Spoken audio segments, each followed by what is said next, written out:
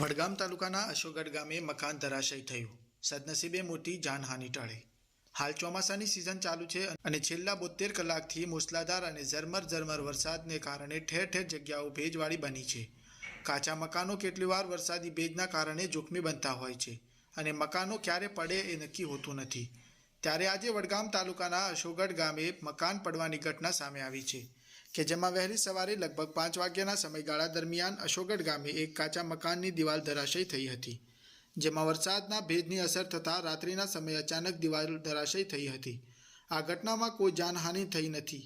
મકાનમાં મહેશભાઈ કટારિયા સૂયેલા હતા, પણ સદનસીબે જાન બચી હતી.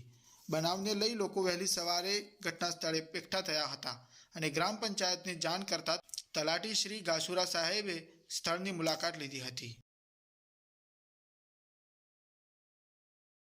મહેશભાઈ અમરેશભાઈ, વરસાદના કારણે રાત્રે સવારના 6 વાગે મારું મકાન પડી ગયેલ છે અને કોઈ જાનહાનિ મતલબ તકલીફ કોઈ પડી નથી.